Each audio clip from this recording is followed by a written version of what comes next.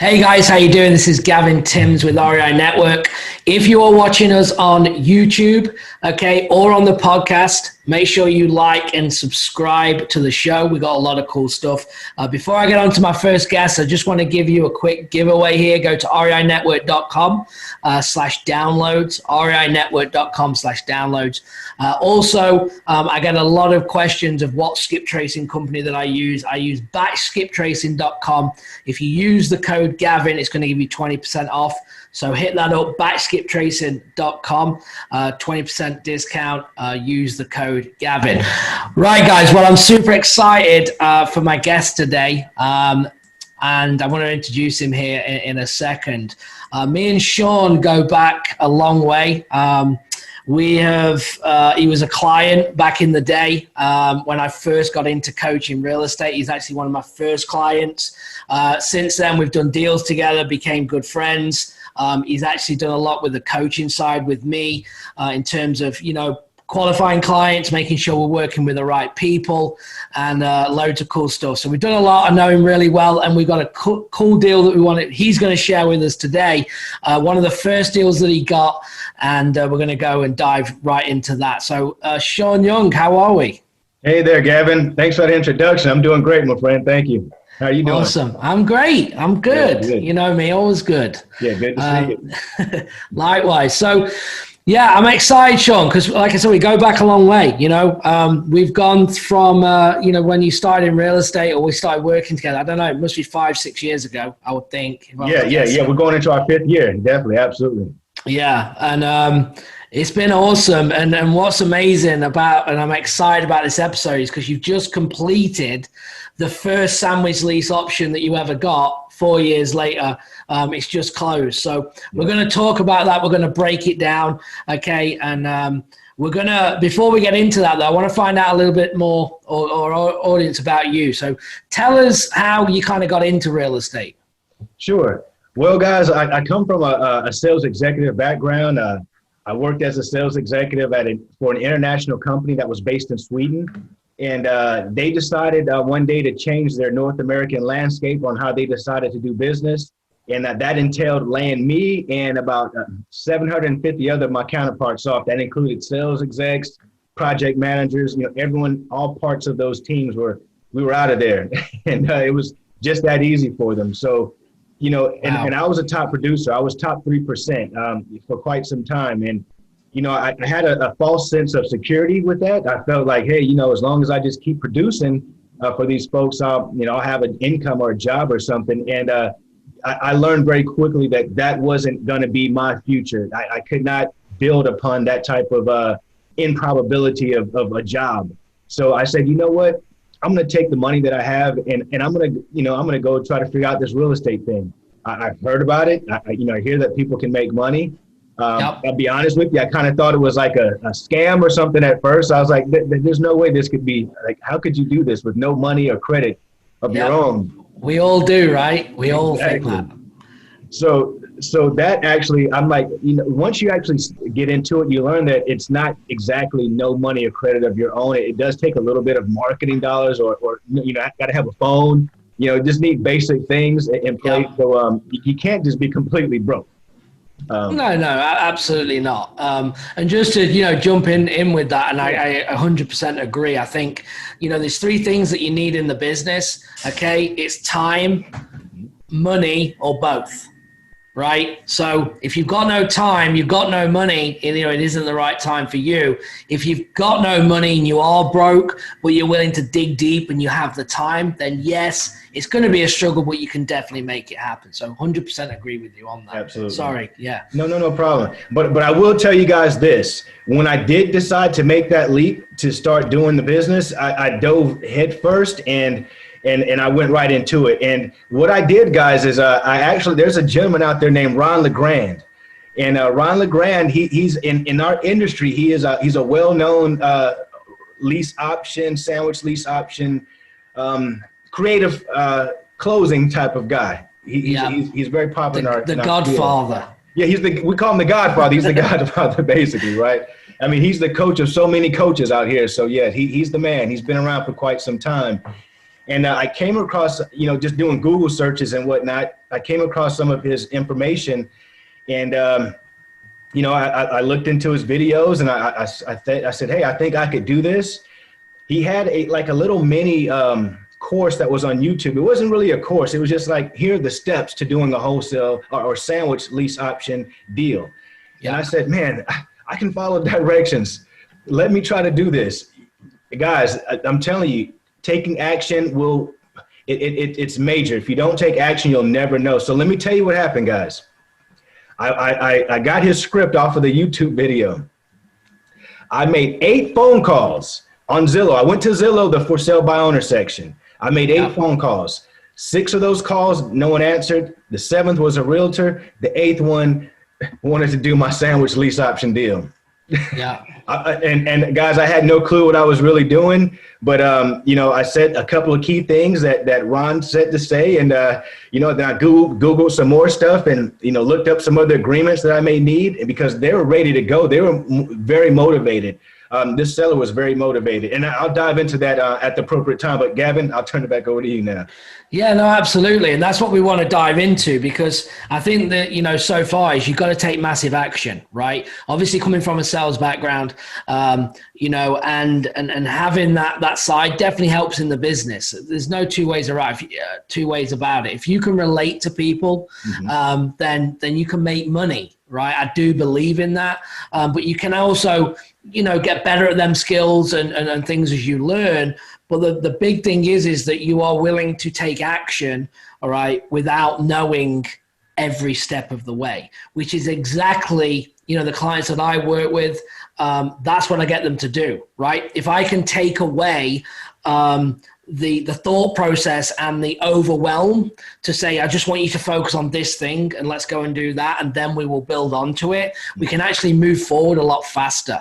But there are people out there like you that will take that massive action, but a lot of people won't, because they want to know all the answers, and sometimes the answers aren't there, right? Because the situations, even today, we come across things in real estate that we can't prepare for. I mean, the craziest things happen, whether it's, we just, negotiated a lien from $9,000 lien to $6,000. Well, where do you teach that? How do you teach that? You just have to go through and start negotiating and figure it out. You can't do a course on that, right? Because you just don't know sometimes what's going to come up and happen. So you found this deal.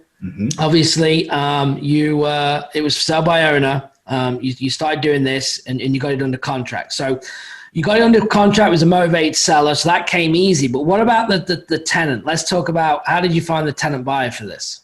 Sure. And if you need me to expound upon that seller anymore, I'll definitely do that. Absolutely, yeah. Yeah, let me give you a little bit more background on what that seller's situation was, guys, and gals out there listening. That seller was a wife that I spoke with initially. Her husband worked for Delta, and he was being laid off, and they knew that it was coming down the pipe. They had another property in a whole nother state that they felt it was going to just be too hard to maintain 2 mortgages. They wanted to avoid any type of pre-foreclosure process. They wanted to avoid that altogether. Didn't want any blips or blemishes on their credit. So that's why I came in as a resource, because remember, guys, we are looking for people who have situations that we have solutions to. We're solution oriented, guys. We're not just looking to make money, even though that's a perk of it and that comes along with it, but we look to solve problems. And this lady's problem and her husband was, they needed someone to come in and carry that mortgage for them, make sure that they didn't, have any, misses on their payments. So what I asked them is that, hey, are you willing to allow me to rent your property out for a few years and then purchase it at the end of the agreement? And, during that process, I'll handle all repairs. You won't be a landlord. I won't be calling you for broken light switches or toilets and things of that nature. And I'll actually have a qualified tenant buyer that my company will screen, pre-qualify, and have in place. How does that sound? Is that not something you might not want to do, or how's that sound to you? And she was like all over it. She was like, that sounds awesome. That's awesome. So like I said, like Gavin said, had I not taken some action, been sitting at home waiting for all the lights to turn green before I'm headed to the, to the mall, you're not going to go anywhere. You gotta, when the first light is green, you go. And if the next light turns red, you stop, because there's a reason why you stop. You figure out when's the next time to go again. Yeah. So that leads us into the tenant buyer. Yeah. How do we find that tenant buyer? Again, guys, I was totally spanking brand new to this. I didn't know what I was really doing. But again, I looked at some more things, some more videos on YouTube, and I went to Google. I created a questionnaire that basically, asked some basic questions. And I used that to screen my tenants, basically. And it was a archaic process, but it worked for me. I got good information that I needed to make sure that we could move forward. And I found it, like I say, when you do things will magically just happen for you. And I luckily found some great tenants up front that I had to basically choose from. I had to kind of push some people off, because it was such a hot opportunity for the tenant buyer. Yeah, absolutely. But I will say, though, you create your own luck, right? So when we say, I'm a big believer on that, when people go, oh, well, he got lucky, well, you had to be in it to win it, right? Indeed. So you have to show up to get into that position. The other thing is, I just want to point out, I like to analyze everything to try and pull out like the main pieces that people need to understand, is that you are dealing with a motivated seller. Right? You are not trying to turn a non-deal into a deal. You have walked in with a deal on the table, but again, you have to be doing it to find them deals, and they will come around. Now, as you found, right, 8th call in, here's a sandwich lease option deal. Oh, this is, we're going to come on to that about, oh, this business is easy. I'm going to conquer the world. Of course. We know that's not going to be the case for every seller that we talk to. We know that there's a process and everything else, to get these deals done. So anyway, so we get the tenant buyer. You've created this. Now you've got it priced right? And I don't know this. We haven't really talked about this deal because I want to pull this information out. Yeah. But I know for a fact that it's priced right. I know that the rent is priced right, because that's why you've got the tenants fighting over it. I mean, I don't, like I said, don't know the numbers, don't know the price of the home, but I know that is a fact, because one of the key things is that people make mistakes in the industry is they go and price everything too high, right? Or the rents are too high. And if the rents are too high, it will not move. So you are wasting your time. If you got a sandwich lease option $1,800 a month and everything's renting for $1,400 and you're saying, well, why is it not moving? It's because the rents are too high. And it might be a motivated seller and they're saying all the right things, but they're not being realistic. So you must have had a good deal. So let's talk about the numbers then. So what did you lock it up at? How much cash flow? What did you make on the back? Guys, I used another technique that I learned, which was I said, hey, listen, are you willing to sell me the property for what you owe on the mortgage at time of closing? I didn't even know what I was saying, but I said that. And she said, sure. And so I was like, phenomenal. Okay, so of course you go through the process of being able to go and retrieve loan information to see where the mortgage stands. But she provided all that to me, let me know where everything was. So guys, I got that property for basically $274,000. It was worth at that time $300,000. Yeah. Approximately at that time. So, but that's what I got it for. I said, we'll negotiate for what it's owed on at the time of closing. And she agreed to that. Nice. So your contract, so what did you make? How much did the tenant put down? The tenant, okay, one thing I forgot to say, the PITI, which is principal, interest, taxes, and insurance, it equated to about $1,890 per month. Okay. So that's what the seller wanted. Right. I advertised the property. I didn't know any better. I started off at $2,500, and for 2 days I didn't get any hits. So yeah. I looked at some more videos, and like Gavin said, I figured it was too high. So I said, you know what? Let me bring it a little closer to market standards, but make it just a little bit higher so that it'll help. And the reason why I did that, guys, is because you want to be able to have have a perk in place so that that tenant buyer has something that motivates them to make sure they want to purchase. So if they're at 2,200 and then once they purchase, they can get down to 1,800. It just helps them understand they're in a rent to own scenario. It's not like a regular renter out there. Yep. So they understand that the scenario is a little bit different. And I didn't understand that until I actually dove into it and saw that people actually get it. Yeah. So So go ahead, Gavin. I kind of got lost on the question. No. Did you do rent credits then or not? Did you do any credits? I did no rental credits at all. And for the down payment, guys, I advertised for a $10,000 down payment. And I'll explain why that was not good.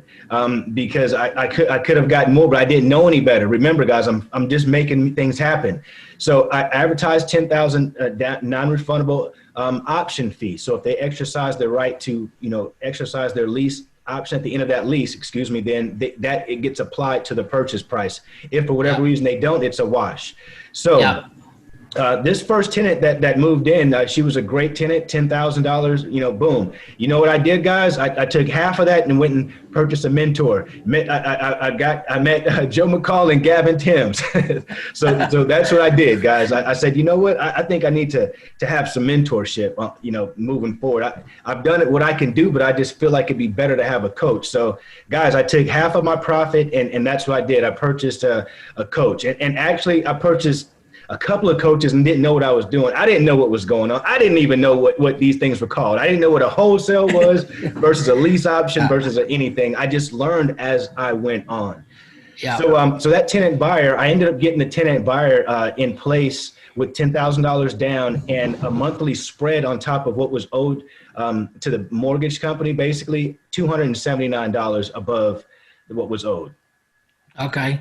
So what was the cash flow? So we got how much the payment was. That was $279. $279 a month. Yeah, pardon self, yes. So for 4 years, right? So this tenant never moved out. Did you have any hassle with them? Let me tell you what is so awesome about our program, guys. The fact that we find qualified tenant buyers who actually can potentially purchase. We're not looking to just fill, people in homes. This lady, she was a great lady. She decided to get married halfway through the process. So you know what I did? I said, you know what? I've learned from my mentors that doesn't matter. It's a great thing because remember, I had lots of people lined up for this property. It's in a gated, guarded community with a view of downtown Atlanta, but you're not it's right there in the mix of things. So it's a highly sought after community. It's a great, great place. So I was quickly able, once my tenant let me know that she was going to move out because she was getting married, can't fault that, life happens. She gave me a 90-day warning, a 90-day notice. I found somebody within a week of her notifying me. They put their deposit down, waiting for her to vacate, which was another $8,800. So $18,800 down so far. 279 spread. And I'll let Gavin pick up from this point. I don't want to move too far ahead. No. So 279. So four times 12, right? 48. So we got 297 times 48. So about 13,392, right? That you're making per month. Okay. You've got 18,000 after that tenant leaves, nothing to do with you. Mm-hmm. She's moved on, got married, life changes within that. Then she leaves, you get another 8,800, right? So we're at 18,800 down. We've cash flow about 13,392. And then what about on the back? How did you get that structured? The back end, guys, back end was awesome. The back end, we closed that deal because I had it under contract with my tenant buyer, if I'm not mistaken, for 308. For 308, if I'm not mistaken. I don't want to get that number off, but if I'm not mistaken, it was 308. So of course they've had $8,800 that was applied, to that up front. So we applied that to the purchase price. So they didn't have to get a loan for that entire amount. They got a loan for $300,000. Right. The difference between what was owed at the time of closing versus that $300,000 is what I got. And that was approximately $28,800 and some odd dollars. And I sent a screenshot to Gavin because it was literally, that was a phenomenal deal for me. So I was so excited. I was like, man, we have got to share this with the world.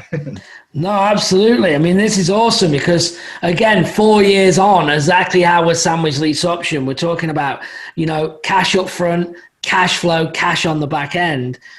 So we have, if you made 28,800, let's just call it, on the back.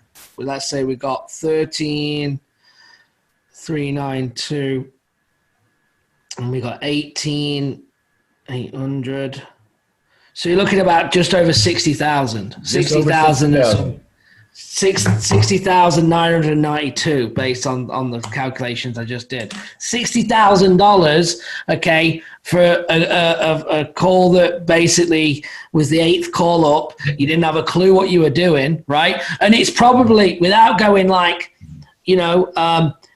looking at this, because it's a great sum of money, it's a fantastic deal. But now knowing what you're like, could it have been 100 grand? I mean, you don't know, right? But at the same time, you're making money moving forward. So I remember when we started working together, have you done any deals? And you're like, well, yeah, I've got this like lease option thing going on, kind of just figuring it out, but you didn't have any systems. It was absolutely madness. It was chaos. But one thing that is always music to my ears is that you are willing to take massive action, right?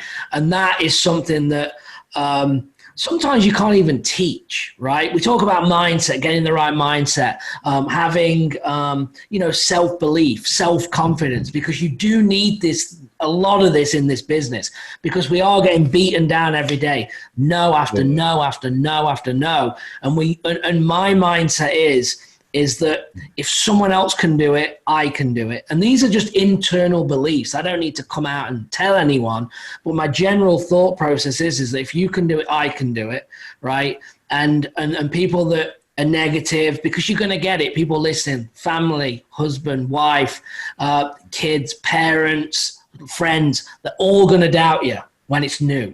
Because remember, the majority of America, the majority of people in the UK, we are built to do the 9 to 5, right? And when you come out of that and this, you're not one of the 9 to 5s, and you actually have a different mindset, everyone else, all the 9 to 5 people are the first ones to jump on you, right? By saying, you can't do it. What are you doing? I mean, look at me from England, a golf professional coming into the US, trying to make it in real estate. And I don't even know anything about building a house. I don't know anything, right? But there's certain things that I could take you can't take away that I have self-belief, self-confidence that I can make this work.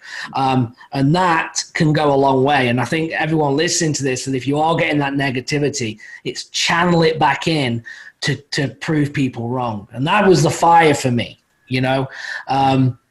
so I just wanted to, throw that out there, for people listening. But we started to work together.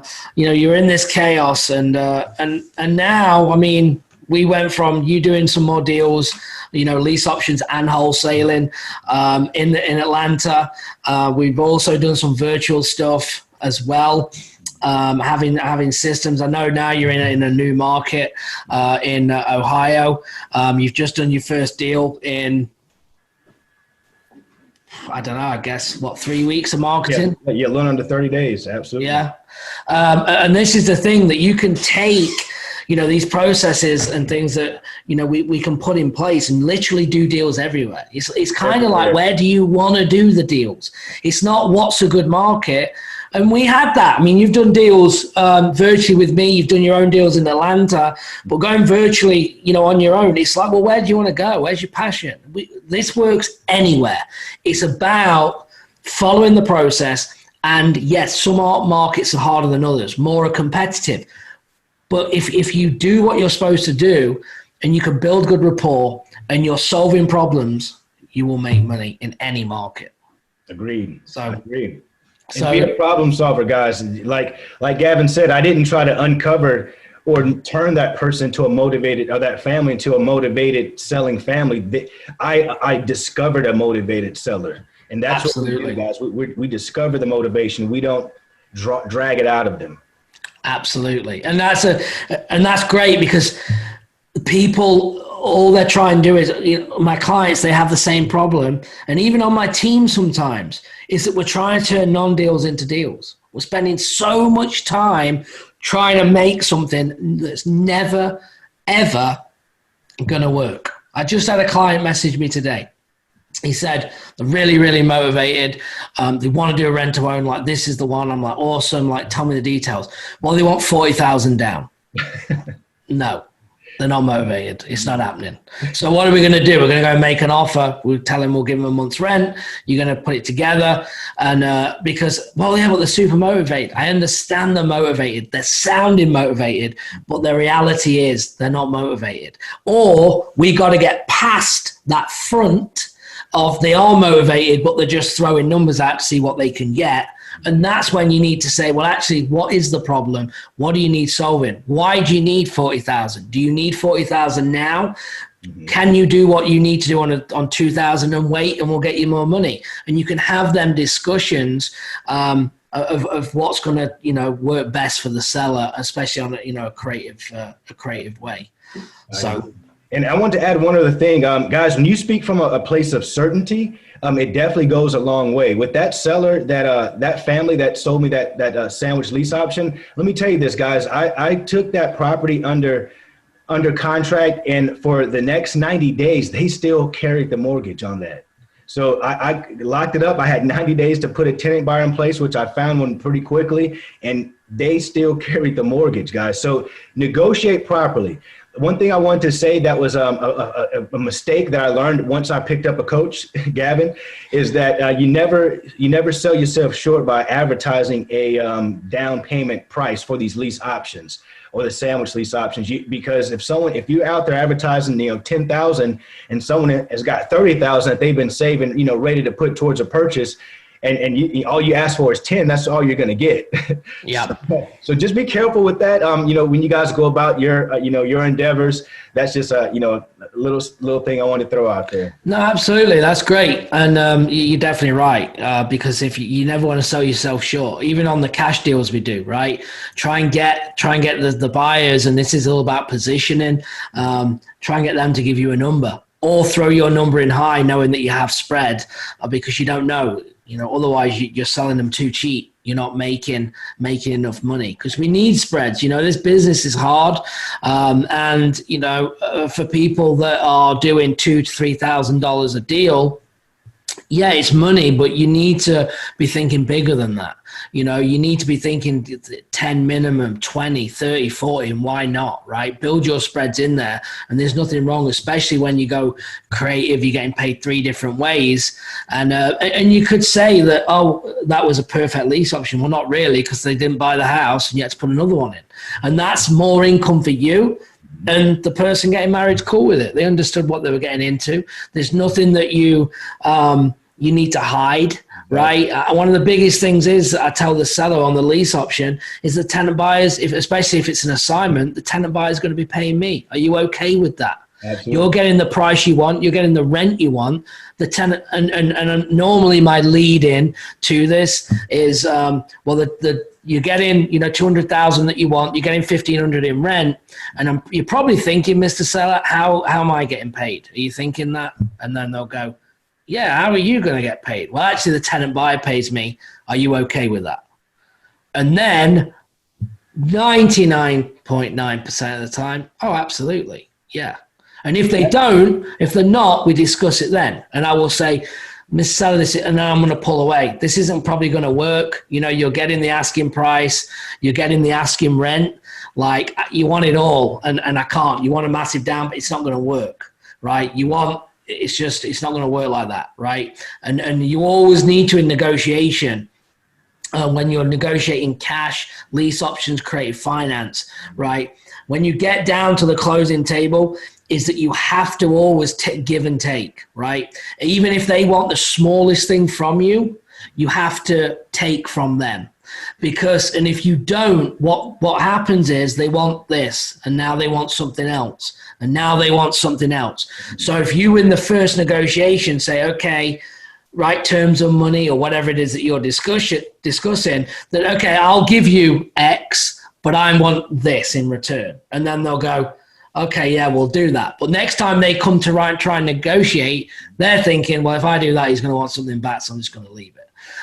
So it's just a good little negotiation tip there for anyone That listening. is awesome. That is awesome. And guys, what Gavin said also about that down payment, man, if they're asking for a huge down payment, especially on these lease options, that's a key indicator that there's not much motivation. When they're saying, I want 40,000, that situation that I explained to you guys earlier, the sellers didn't ask for any down payment.